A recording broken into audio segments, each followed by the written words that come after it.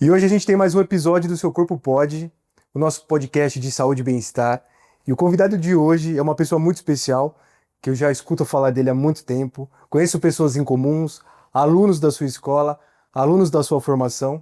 Para mim é uma referência no Brasil e no mundo em yoga. Então eu estou muito contente, feliz de receber ele aqui. Marcos Rojo, essa referência em yoga. Seja Obrigado. bem-vindo ao Seu Corpo Pode. Muito obrigado pela sua presença, Marcos. Obrigado, Rodrigo. Obrigado, uma alegria estar aqui, um prazer. Agradeço muito a janela que você abre para mim. Estou feliz de estar aqui e fazer essa relação, essa ponte com você e com o seu trabalho todo aí. A ideia de trazer o Marcos aqui é para falar sobre o yoga, tudo que o yoga pode agregar na vida de uma pessoa que nunca fez yoga, que tem curiosidade de como é o yoga é para todo mundo. Então, Marcos, para a gente começar a falar para o pessoal de casa, o que é o yoga? Yoga, o yoga é um exercício, o yoga é uma meditação. A gente tem muita coisa hoje na rede social, mas a gente quer levar uma informação da fonte. Claro, você vem de uma linha que tem na Índia, e que é onde surgiu o yoga. Eu queria que você falasse um pouco o que é o yoga, se você quiser falar como começou essa vinda do yoga para o Brasil. Legal, legal. Tem muitas formas de você entender o que é o yoga. Eu estava uma vez lá no Centro Esportivo da USP conversando com um amigo, um professor de ginástica corretiva. E no primeiro dia de aula, os alunos entram no centro esportivo, é um centro muito grande, e eles ficam procurando onde é que são as salas, não é?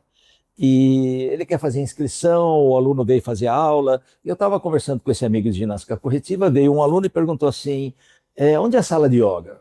Mas ele não perguntou para mim, ele não sabia que eu era o professor. E o meu amigo respondeu, é aquela sala assim, assim. Aí ele falou, bom, já que você me informou onde é a sala, e o que é yoga? E o professor de ginástica corretiva respondeu, é uma espécie de ginástica lenta.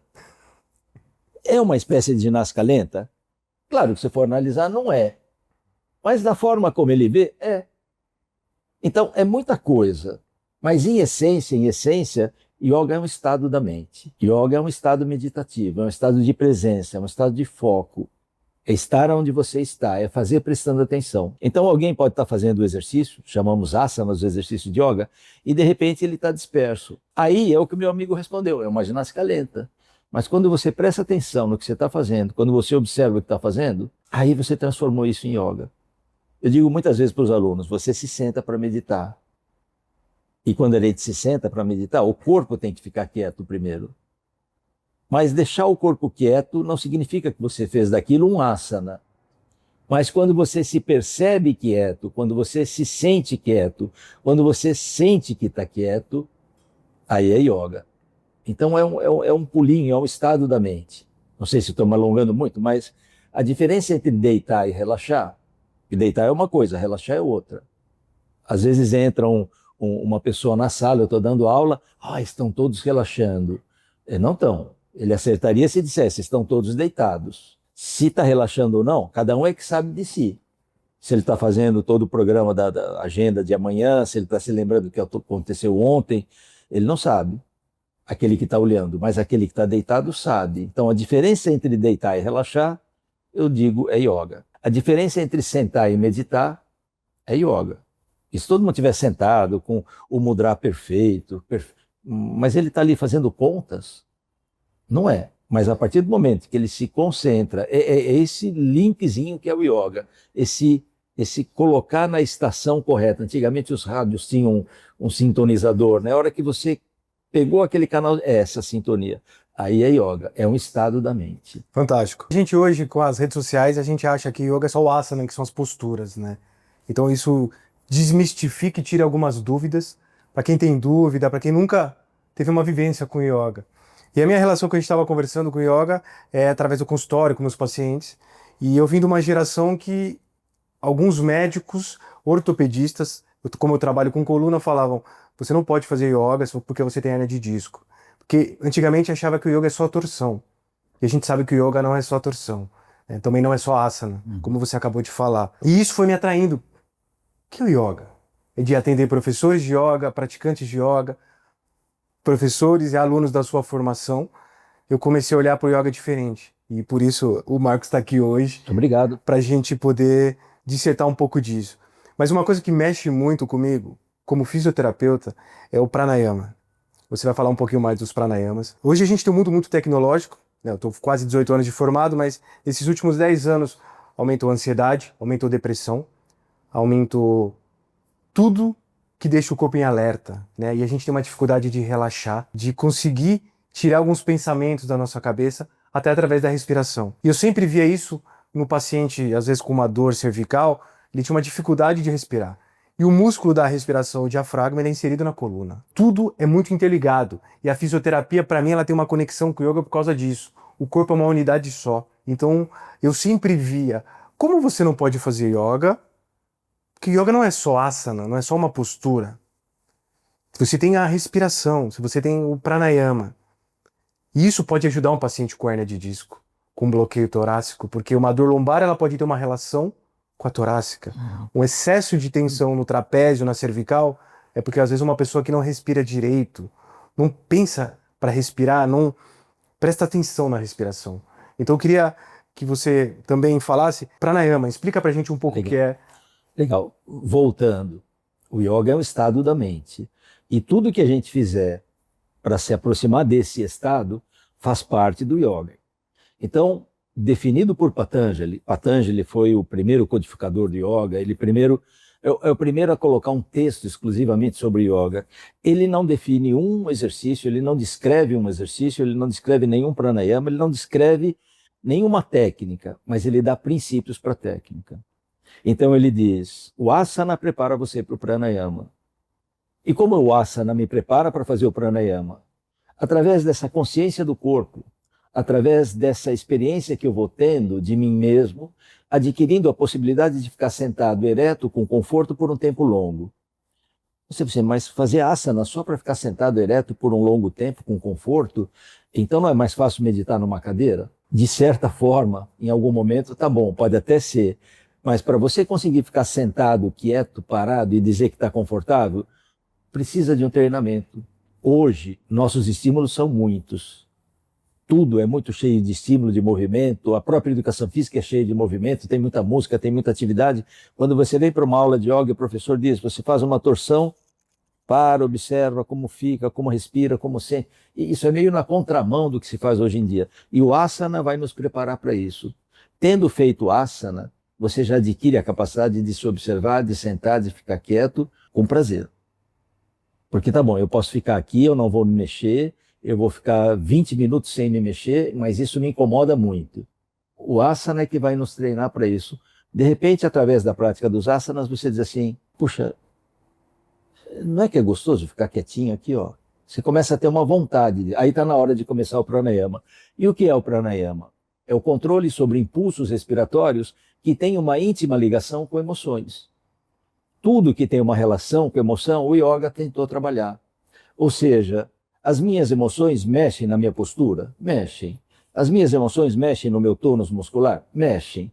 Como eu reverto isso que foi adquirido por uma constante imposição emocional, sabe lá, de medo, ou de raiva, ou de tensão, ou ansioso, eu estou aquilo por muito tempo, eu tenho aquilo, eu mudo no tônus muscular e eu mudo minha postura. Os asanas querem reverter isso, é o caminho de volta. Mas também existe uma íntima ligação das nossas emoções com respiração. Dependendo da minha emoção, por exemplo, no estado de raiva ou de ansiedade ou às vezes de medo, a minha respiração é predominantemente inspiratória, predominantemente torácica e rápida. Eu mudo o padrão respiratório com a intenção de mudar o padrão emocional. Então a gente diz, você falou muito bem agora, mente, corpo, e para o yoga é exatamente isso. Não tem mente e corpo. É como se tudo fosse uma coisa só. Afinal, o cérebro onde é que está? Está aqui dentro. O cérebro tem alguma relação com mente? O que é mente? É difícil definir o que é mente, né? Enfim, o que é mente? Tem uma ligação com o cérebro? Onde é que está o cérebro? Está no corpo. Então é como se essas palavras tivessem que ser escritas juntas, corpo-mente, ou mente e corpo. Não é como se a mente fosse um aspecto mais sutil do corpo, como se o corpo fosse um aspecto mais grosseiro da mente. Grosseiro no sentido palpável, não é que eu vejo. Enfim, mas aí eu começo a trabalhar com a minha emoção, com o meu padrão respiratório, fazendo, na grande maioria dos pranayamas, a expiração lenta a expiração mais longa do que a inspiração, para que eu fique no predomínio do parasimpático por mais tempo, soltar o ar, mas tem que ser confortável. Porque se durante o exercício eu começar a sentir falta de ar, aí estragou tudo. E eu começo a respirar cada vez mais devagar, eu começo a trabalhar com todas as minhas possibilidades de movimento. A gente costuma dizer como uma bola que vai inflando, o abdômen expande, tudo expande, mas em todas as direções. Mas para eu ter consciência desse movimento de expansão lateral nas costas, escápulas, tudo se mexendo quando eu respiro, eu preciso do asana. Então há uma migração meio que natural do asana para o pranayama, porque de repente eu faço uma lateralização e eu digo assim, sinta a respiração do lado aberto. E vai levando o movimento respiratório para cá e para lá. E de repente ele para e ele já começa a fazer o exercício respiratório sem que haja uma grande quebra na aula. Eu digo assim, acabou isso aqui, agora vamos começar capítulo 2, pranayama. É tudo meio interligado. Que hoje o pessoal chama isso de flow, também seria isso? O flow seria a passagem de um exercício para o outro. Às vezes a gente faz isto, mas é muito bom determinar um asana. Agora você vai fazer esse asana, porque o asana é em si um padrão postural. Então eu faço uma postura como a cobra, isso é um padrão postural que tem relação com emoções. Então eu expando, eu observo, eu sinto. E é legal depois que você voltar, falar assim, agora, como é que você ficou? Como fica a mente depois de você ter permanecido alguns segundos, ou às vezes alguns minutos nessa postura? Então o flow funciona, mas não pode ser a aula inteira. Sim. Eu torço. É algo natural, né? Daí da torção eu já faço uma flexão, e daí eu passo por uma lateralização, e daí eu estendo.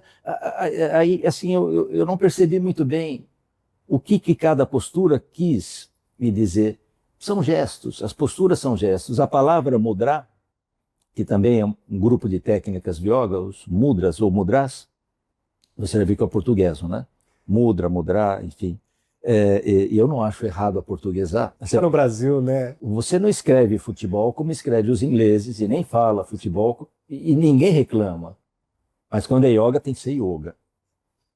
E pranayama também não é pranayama. Se você quiser falar sânscritamente correto, é pranayama. Esse A tem um risquinho em cima, que é duplo pranayama. E Krishna não é Krishna, é Krishna. Então, assim, eu acho, ou fala tudo direito ou fala tudo errado. Eu sou do que fala tudo errado. Né? Você está em casa, pode falar do jeito que você quiser, e aqui quem manda é você. Mas assim, a palavra mudar quer dizer gesto, quer dizer símbolo. Existe uma linguagem gestual. O que acontece com a minha mente quando eu estou aqui? Ela percebe, existe uma flexão, projeção de ombros para frente, a cervical também flexionou. O que isto significa lá dentro? E durante a prática do yoga, é aí que a gente quer chegar. Mas, de repente, o que acontece? O yoga chega no Ocidente e é mal compreendido. E aí foi como? Fazer do corpo uma estratégia para aquisição de experiências que são importantes no caminho da meditação, o Ocidente não entendeu. Então, hoje tem essa coisa que fica mais uma competição, né?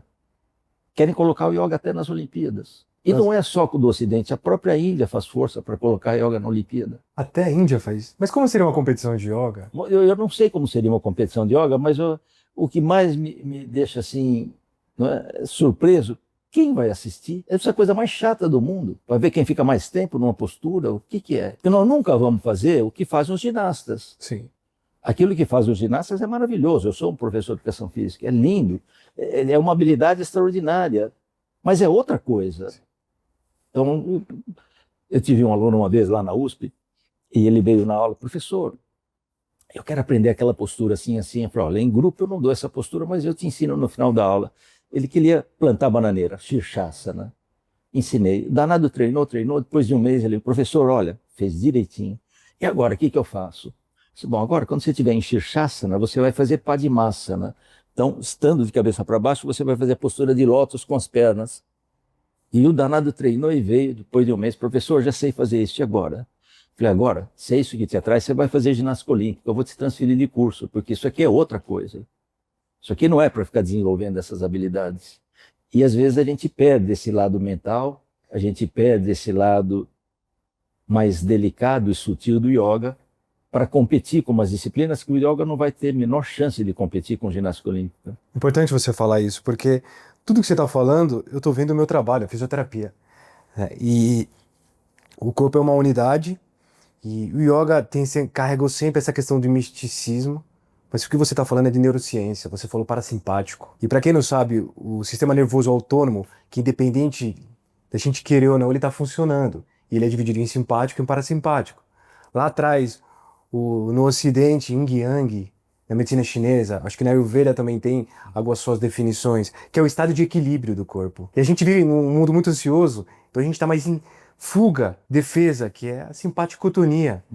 E essa questão do pranayama, de expiração que você falou, para ativar o sistema parasimpático, para trazer esse equilíbrio, isso tem a ver com saúde, tem a ver com fisioterapia, com medicina, com nutrição, porque você vai comer prestando atenção no que você vai comer, você vai fazer uma atividade física com a cabeça focada na atividade física. Então, a gente consegue, por isso que eu sempre tive essa ligação com o yoga, porque o yoga, ele se faz presente como uma área da saúde, eu não vou nem falar como um exercício, ele faz como mais um pilar de saúde para contribuir, na verdade, na saúde. As pessoas que têm dores ou dores crônicas, elas têm uma tendência a ficar em estados de simpaticotonia, ou por um momento, ou por muito tempo.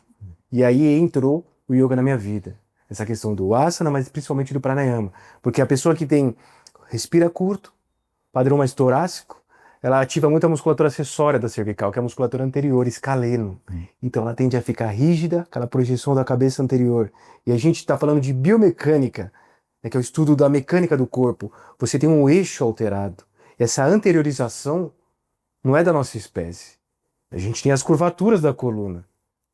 Eu não estou falando ainda nem de chakra, eu estou falando de mecânica. Então, quando a gente tem um padrão postural errado por algum motivo, podem começar a vir as nossas doenças, nossas alterações, que podem levar a uma doença. Então, às vezes, um hábito ruim, ele não começa carregando uma caixa, pegando o seu neto no colo, pegando o filho, uma sacola do mercado. Ele começa por não saber respirar, ou não prestar atenção na minha respiração, ou ter uma respiração muito curta. Então, isso é uma...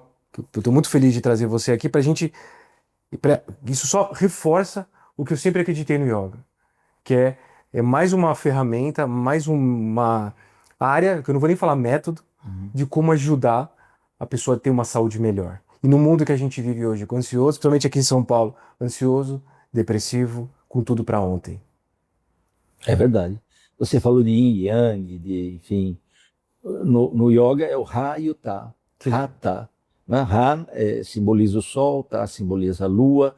Essa é a simbologia da palavra yoga, da Hatha Yoga. A união ou o equilíbrio de Ra e Ta, dessas duas polaridades. E os textos falam claramente, sem o equilíbrio das polaridades, ele diz o texto, não medite na predominância do sol, Ra, não medite na predominância da lua, Ta. Somente quando as polaridades estão em equilíbrio é que a meditação é facilitada, é possível. Então, também é isto. Se você estiver muito letárgico, preguiçoso, se você estiver muito agitado, tenso, tem que ter o equilíbrio. Tem que estar alerta, mas tem que estar relaxado. Senão o que acontece na meditação? Dorme, né? A coisa mais comum é o meditante que fica pescando assim. É comum. Então, nesse que você falou, nesse equilíbrio simpático e parasimpático, as técnicas do yoga são predominantemente parasimpáticas. O alongamento é parasimpático. O pranayama, a saída longa do ar, é parasimpática. Relaxamento é parasimpático. Meditação é parasimpático. Mas pode não ser. Se eu transformo o asana num exercício onde eu estou competindo comigo mesmo, eu estou olhando o meu aluno e meu vizinho, está indo mais do que eu, pronto, eu já estraguei. Pequena diferença muda, né? Tanto que eu costumo dizer que nas aulas de yoga a demonstração do professor não é bem-vinda. Porque você pega um professor muito flexível, e na hora da pinça o professor se debruça sobre as coxas e vai lá, e o aluno mal consegue segurar o pé, ele olha para o professor e diz assim, não consigo. Mas não tem não consigo. Ele não consegue naquele padrão que ele está vendo. Ele consegue no padrão dele. Agora, se ele pegar um professor, que nem eu sou encurtado, né? Eu sou daqueles mais durinhos, e o aluno é hiperflexível, ele olha e vai dizer assim, sou melhor que o professor.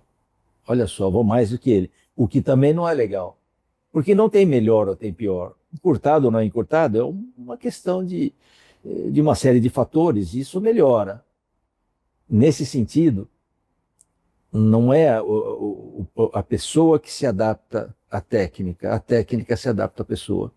Então, quando eu dou, sei lá, uma lateralização, eu tenho 30 alunos na sala, são 30 lateralizações diferentes. Um porque tem a bursite, ele não vai tanto, o outro não vai nada, o outro só faz assim, o outro não pode estender o cotovelo, e não tem importância, está tudo certo. Essa coisa de padronizar e querer todo mundo igual, como acontece na ginástica artística, aquelas meninas na piscina, tudo igualzinho, isso não faz parte do yoga. Esse yoga coreografado. Coreografado. E isso é legal porque o que você está falando, a gente na fisioterapia ou como profissional de saúde, a gente chama isso de individualidade. É respeitar a individualidade. A gente tem que tratar todas as pessoas de uma maneira igual, mas cada ser humano é único, porque ela tem sua história, ela tem a sua emoção, ela tem a sua característica, seu biotipo, sua genética. Então são várias variáveis que influenciam para aquele estado, naquele momento. Às vezes ela passou por uma perda recente de um familiar, então tudo isso vai influenciando.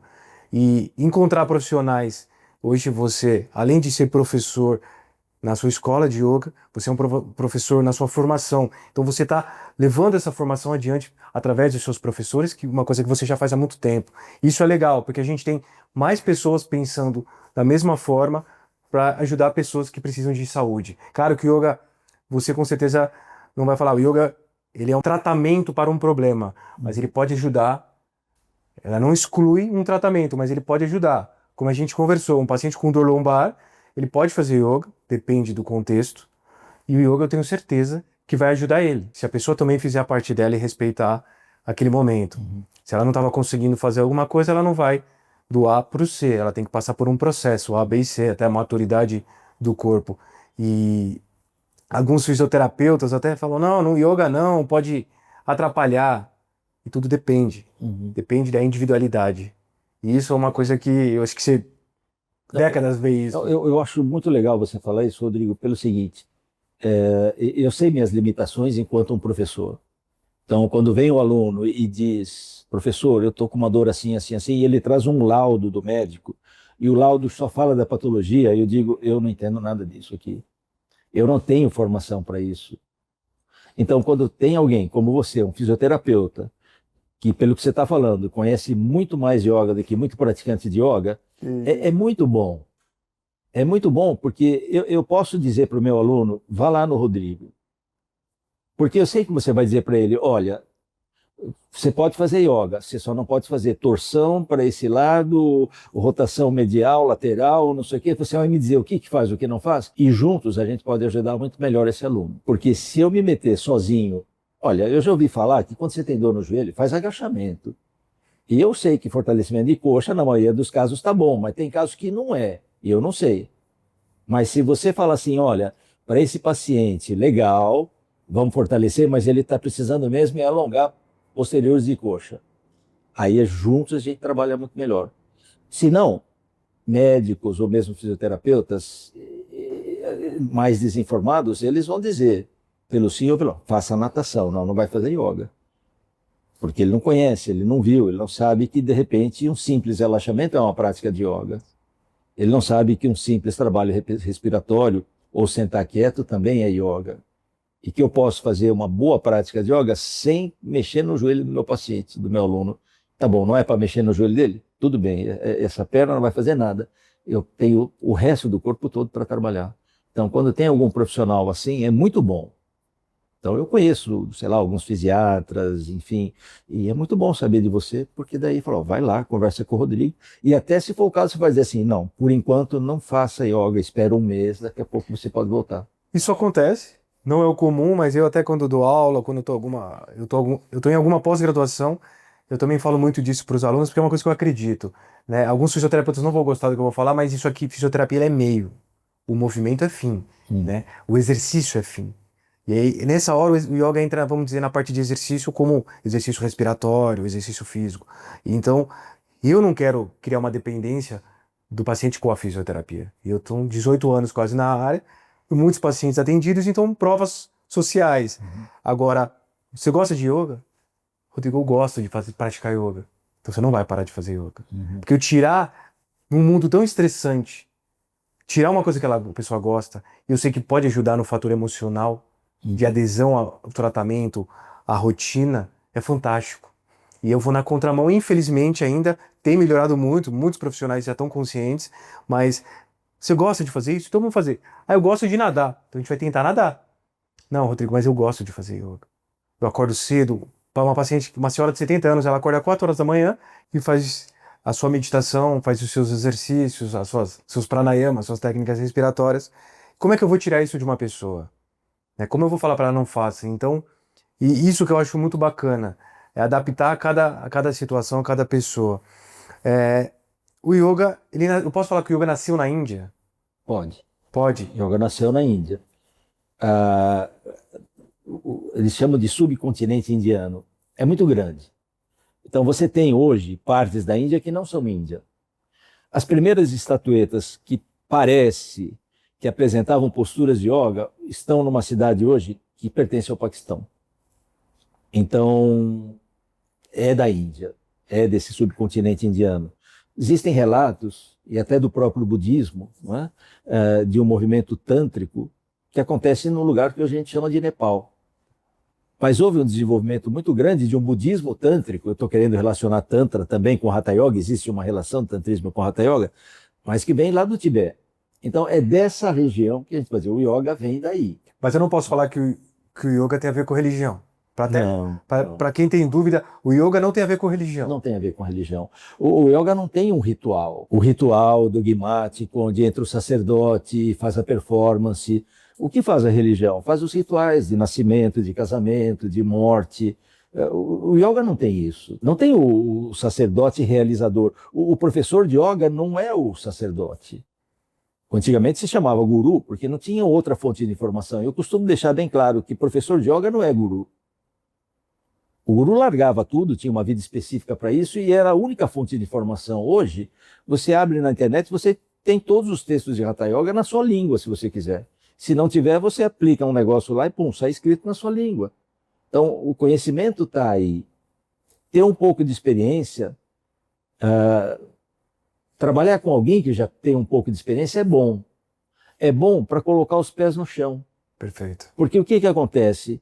Muitas vezes na meditação, iludido por aquelas coisas que nós já lemos tantas vezes, não acontece nada, não passa nada, porque eu li na meditação, a gente levita.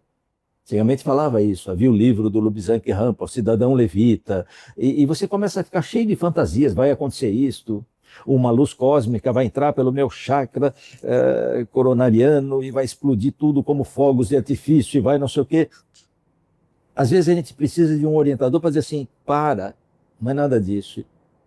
E baseado nessa experiência, aspas, fantástica, circense, espetacular, pirotécnica que ele quer que tenha, ele se fecha para uma, aspas, simples sensação de paz e quietude. Mas é só isso? Mas não é só isso, isso é maravilhoso. Você ficar um minutinho em paz, silêncio, quieto, um estado sem medo, um estado sem pressa. Mas isso é pouco, eu queria aquele espetáculo pirotécnico. Então, às vezes, o orientador tem que estar lá e falar, calma, tira da sua cabeça, não vai acontecer nada disso. Você não vai entrar na mente do outro, você não vai ter acesso a reencarnações futuras, passadas. O yoga nem está preocupado e trabalhando se você pensa em reencarnação ou não. Então, o yoga não entra nessas questões religiosas. Mas o yoga pode colaborar com qualquer religião. Porque se você é uma pessoa mais saudável e que se concentra melhor, seguramente suas orações, suas meditações dentro da religião vão ser muito mais eficientes.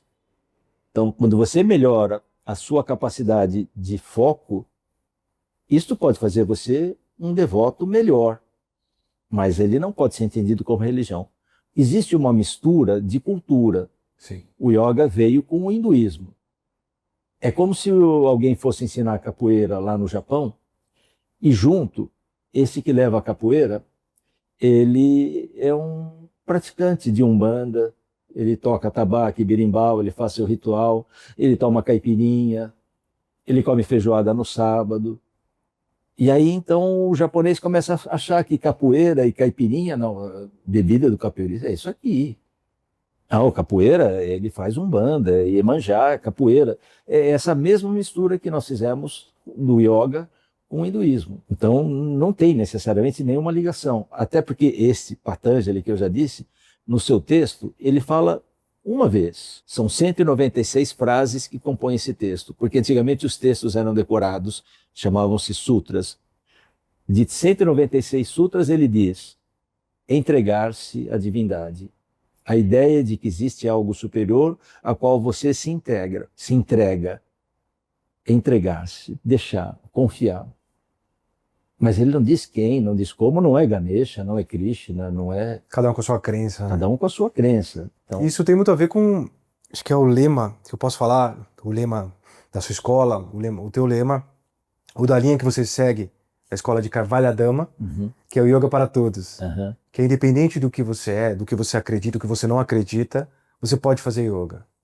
Porque o yoga não tem rótulo, ele não tem limitações. A gente consegue adaptar tanto fisicamente para aspecto religioso, aspecto psicológico. Uma pessoa que está com depressão, uma pessoa que está com muita ansiedade, você pode sim. Rodrigo, eu não consigo fazer yoga, eu sou muito ansioso, eu não consigo. Você não consegue, não. Você precisa fazer yoga. Só que essa pessoa que tem essa resistência tem uma explicação. E eu acho que algumas pessoas com o tempo vão entendendo isso. Eu queria falar um pouco... Você ainda leva o pessoal para a Índia, né?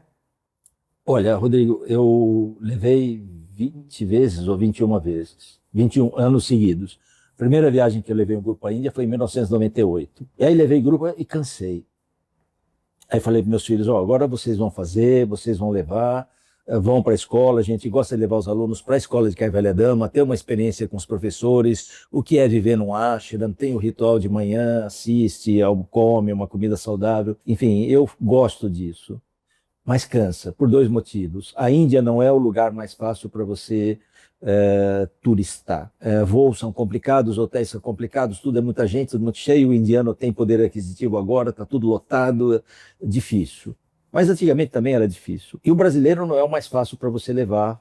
Então a junção de brasileiros na Índia cansa um pouco, mas dá muita alegria, muita satisfação, é bonito. Então, o último ano que nós fomos foi 24, ano passado. E aí eu sempre falo a mesma coisa, meus alunos já estão acostumados. Gente, acabei, encerrei minha carreira, agora quem vai são meus filhos. Passa 1 ano, 2... Nós não fomos esse ano 2025, não vamos 2026, porque eu preciso organizar em 2025, a viagem de 2026, mas já estou começando a pensar em 2027. E dá saudade, é legal, eu gosto de ver, eu gosto de rever, eu gosto do cheiro da Índia, eu gosto da bagunça da Índia, enfim, e gosto de ver meus alunos na Índia, mas cansa. O choque de cultura também, né? O choque de cultura, mas você sabe que o brasileiro, ele gosta da cultura indiana. A gente gosta da comida, gosta da dança, e existe alguma coisa em comum, sabe? O indiano, ele também é muito receptivo, ele conversa com você na rua. Eu acho uma maravilha no Brasil. Você vai na padaria de manhã, você nunca foi naquela padaria, você conversa com o cara, pãozinho assim, não sei o quê, o outro do lado conversa. E o indiano é assim. Ele olha e fala, de onde você veio? Que legal. Enfim, existe uma semelhança. E eu gosto de levar... E os indianos gostam dos brasileiros. Eu gosto dessa experiência. O que eu acho é que, na verdade, a culpa é minha. Eu sou um pouco preocupado demais. Eu sou ansioso por natureza. Eu sou uma pessoa preocupada. Então, eu sou o último a dormir, o primeiro a acordar. O aluno não está gostando da pimenta, e eu fico preocupado. E eu vou no restaurante, cara, eu falei, não põe pimenta aqui, e o ônibus eu tenho que ver se está bom, se não está bom. Então eu me preocupo muito. Já estou ficando meio velho para isso, vou fazer 72 esse ano, então tem hora que eu falo, não, cansei. Mas eu acabo indo sim, mas eu levo sim, Rodrigo. Que bacana, eu acho que para quem gosta, para quem quer ter essa experiência com você, com a tua equipe, eu acho que isso deve ser uma coisa que marca muito. E eu também não podia deixar passar em branco, queria que você falasse, você tem o Espaço Rojo, que é a tua escola, e você tem o IEP, que é a sua escola de formação. Eu queria que você falasse um pouco como são as suas aulas no Espaço Rojo, e falar do IEP um pouco, para quem tiver interesse, quiser conhecer, aprofundar um pouco no yoga, como estilo de vida, ou pensei em ser professor de yoga. Legal. Como é que você, para quem não conhece você, porque você no meio do yoga é muito conhecido, mas para quem é de fora do yoga, poder saber um pouquinho da sua escola para praticante e da tua escola para quem quer aprofundar no yoga. Obrigado pela oportunidade, obrigado por muito conhecido, não sei se sou muito conhecido, mas eu montei o espaço, não é? Eu sempre dei aula de yoga, não é? Então, antigamente era na minha casa. Tá. E aí o quartinho ficou pequeno, coisa mais ou menos desse tamanho, cabia meia dúzia de alunos, aí começou a ter mais, falou, legal, quebramos uma parede, e aí juntamos com outro quarto, e aí amontoando filho nesse quarto aqui, ia dando aula lá. Eu era um professor de educação física da rede estadual, não ganha muito, dava aula em outras escolas, enfim, aí comecei a dar aula de yoga no CPUSP, mas também não era aquele salário que sustenta 4 filhos, nenhum deles em universidade estadual, tudo pagando, né? Tinha que me virar. Até que um belo dia eu resolvi construir um espaço. Né? Quando eu me aposento da USP, eu falo, vou construir um espaço, construir para isso, porque era sempre tudo muito adaptado. E aí vem a pandemia. Eu estou construindo lá o meu espaço com o meu dinheirinho do fundo de garantia, eu digo assim, caramba, eu descobri que eu não precisava mais de espaço, eu precisava de computador. Hoje a grande maioria dos nossos alunos são online, e tem alunos do Brasil todo, tem alunos fora do Brasil. Então tem aluno, outro dia eu falei, nossa, que paisagem linda, não uma varanda, um negócio cheio de iates, um negócio, mas onde é que você está? Ah, professor, eu moro em Dubai. Então brasileiros que não moram no Brasil, dependendo da... Então é assim, o nosso espaço tem as aulas presenciais, ele fica aqui no Campo Belo, na Rua República do Iraque, mas colocando IEP no Instagram vai achar. E temos aulas todos os dias. Na pandemia aconteceu uma coisa maravilhosa, que os filhos vieram trabalhar junto comigo. Meu filho já gostava de dar aula de yoga, a Carolzinha, minha filha também, já estava trabalhando comigo. E aí na pandemia isso se fortaleceu muito. Não fossem meus filhos, provavelmente eu teria desaparecido, porque a gente começou a fazer aula pelo Instagram, e isso foi muito legal. A pandemia tem um lado muito pesado, muitas mortes, pessoas que eu conheço, isso tudo. Mas para nós ela teve um lado positivo. Nós começamos a dar aula pelo Instagram, as pessoas assistiam, as primeiras lives, nós tínhamos 1.500 alunos, eu falava, 1.500? Caramba, é pouco. Meus filhos falavam, é muito, pai. Você vai ter o Brasil inteiro para fazer de graça. Não, não, pai, você não tem ideia. Hoje eu sei, quando eu faço uma live com 100, eu acho que tem muito. Então veio muita gente, e aí o espaço é para isso. A gente oferece o yoga, tem vários horários, tem turmas online, tem turmas presenciais. Em 1996, eu comecei, junto com um amigo, conversando, a ideia de ter uma formação um pouco mais sistematizada para professores, porque muitos dos professores de yoga eram alunos antigos, que se tornaram professores. Ocasionalmente, o professor dizia assim, amanhã eu vou ter que faltar, eu tenho um exame médico, eu tenho uma palestra, você dá essa aula para mim? E aí começava um aluno antigo a se tornar professor. Então a gente sistematizou. E o que a gente percebeu? Que essa formação, e aí a gente fundou um outro instituto, porque o de formação é uma outra característica, não é? É um outro, enfim, dentro da área jurídica e das contabilidades, uma coisa são as aulas práticas, outra coisa são os cursos. Então o IEP, ele oferece uma série de conteúdos que são muito importantes para a vida da gente. Então tem muito aluno que vem fazer os cursos de, aspas, formação, mas ele não quer dar aula de yoga. O que ele quer? Ele quer entender um pouquinho mais da filosofia, ele quer se aprofundar nisso, para benefício próprio dele. Mas mesmo assim, sem querer, acabam dando aula de yoga. Acontece. Como eu te disse, eu nunca pensei em ser professor de yoga, mas um belo dia eu fui para a academia fazer com a minha professora, Dona Inês, e a sala foi enchendo, e ela selecionou 5 pessoas, falou, você. Vocês vão naquela outra sala que o Marcos vai dar aula para vocês lá. E eu achei, bom, deve ter um outro Marcos aqui. Que Marcos que vai dar aula para ele? A professora veio, Marcos, vai lá, não cabe mais ninguém nessa sala, vai dar aula para eles lá. E assim comecei, foi um desastre, né? Não tinha preparado a aula, falei, caramba, né? E aí toda vez que eu ia para a academia, fazer aula com Dona Inês como aluno, eu já levava uma aulinha preparada no bolso. Falei, se acontecer, torcia para não lotar, porque eu queria fazer, não queria dar aula. Até que um dia, dessas aulas ocasionais, um aluno disse que gostava da minha aula. Eu nem me lembro o nome dele, ele nem sabe o benefício que ele fez. Ele falou, professor, eu gosto das suas aulas. Aí eu já não ia assim tão apreensivo, será que eu vou ter? Se eu tiver que dar aula, bom, alguém já gostou da minha aula alguma vez na vida, não é? E assim, a gente não sabe quando vai dar. Nossas primeiras, aspas, vítimas, né? Um marido que está lá meio tenso, um filho que não sei o quê, e a gente de repente começa a dar aula de yoga. Então o IEP tem essa característica, ele dá os cursos para quem quer ser professor ou para quem quer se aprofundar no yoga, e o espaço são as aulas normais. Se colocar meu nome, Marcos Rojo, aparece. eu não queria também caracterizar muito com o meu nome. Ficou, por eu ter trabalhado na USP tanto tempo, então tudo passou a chamar Família Rojo, é o Espaço Rojo, porque meu filho trabalha, minha filha trabalha, minha mulher trabalha, a gente está junto nisso há tantos anos, mas enquanto ela cuidava dos filhos, eu que ficava nisso aí. Marcos, eu queria saber, você acabou entregando a sua idade, como o yoga te ajuda na sua longevidade e para quem também está acompanhando a gente, como o yoga pode ajudar na longevidade, com uma vida mais saudável, com mais qualidade de vida. Legal, eu gostei da pergunta, Nicolas e Rodrigo, né?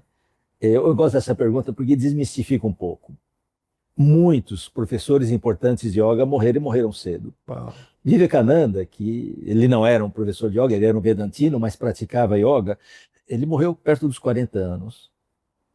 E vários casos de professores que morreram cedo. Tem um DNA nisso. A minha família não é longeva. Meu pai morreu com 56, 2 tios morreram antes de 50, todos com problema cardiovascular. Então, longevidade eu não garanto. Mas qualidade de vida, ou ter mais autonomia e independência, sim. Até pouco tempo atrás eu jogava badminton, me sentia muito saudável para isso. A educação física também colabora muito com isso. Hoje, para poupar meu joelho, que eu sei que esses desgastes vêm são naturais, o yoga me ajuda muito a aceitar isso. Perfeito. Então, tá bom, chega um momento da vida em que os espaços intervertebrais vão diminuir. Patanjali morreu, Matsyendra morreu, todos morrem. Mas enquanto a gente tiver sabedoria para conseguir controlar e viver de acordo com aquilo que a gente tem de possibilidade, ótimo. A hora que eu não conseguir mais, tá bom, eu não consigo mais correr maratona, então tá bom. Mas eu tenho uma outra coisa importante que eu posso fazer e que me satisfaça. Como o yoga ajuda na minha vida? Eu sou um ansioso por natureza. Eu faço yoga porque eu preciso. A minha formação, a minha criação, a educação, sempre exigente naquele sentido, tem que fazer direito, e não, você pôs o copo aqui, não estava certo, tinha que ser aqui, e a gente não se desvencilha disso. Isso está comigo, está lá. Eu fiquei muito feliz uma vez que eu vi a Monja Coen numa palestra dizendo que é ansiosa, eu falei, graças a Deus, eu também posso falar que eu sou ansioso. Faço yoga porque eu preciso. Senão eu estaria tomando remédio, provavelmente internado, enfim, não sou contra remédios absolutamente. A minha esposa não, ela já é uma yogi por natureza. O mundo está caindo e está tudo bem para ela. Está tudo bem, não vai dar certo. Para mim nada vai dar certo. Eu tenho que resolver tudo e tal. Muito bom. Então eu preciso fazer yoga. E faço. Eu passo 2, 3 dias sem fazer, eu já percebo que o mundo começa a ficar mais cinza, as nuvens vão se fechando, aí você faz yoga, as coisas vão... Então eu faço porque eu preciso. Outra coisa importante, o yoga tem uma colaboração significativa para a saúde, para a qualidade de vida da gente. Mas tem outras coisas que são importantes. É importante ir ao médico, é importante ir ao fazer terapia, fazer fisioterapia, é importante uma boa alimentação, dormir, é importante exercício. Eu sou um fã de exercício físico, tem que caminhar, tem que fazer esporte, tem que correr. O yoga não tem esse lado lúdico. E a gente precisa desse lado lúdico. Vai brincar, vai jogar.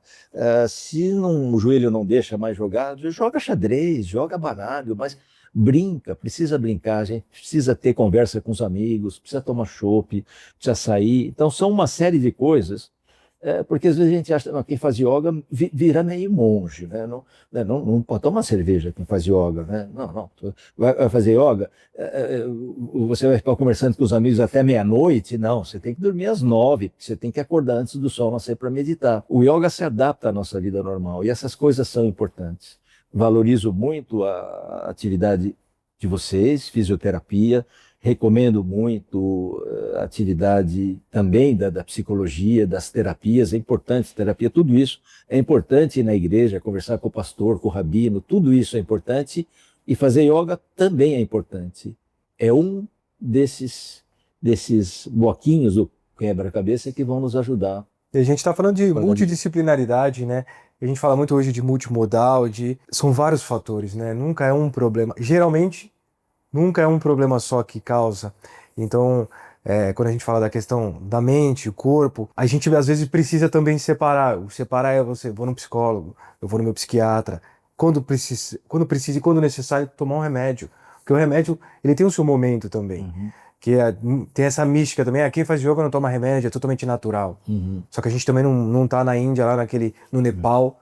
A gente tá numa cidade como São Paulo, mesmo em outras capitais. Então isso é muito legal, vir de alguém que vive yoga.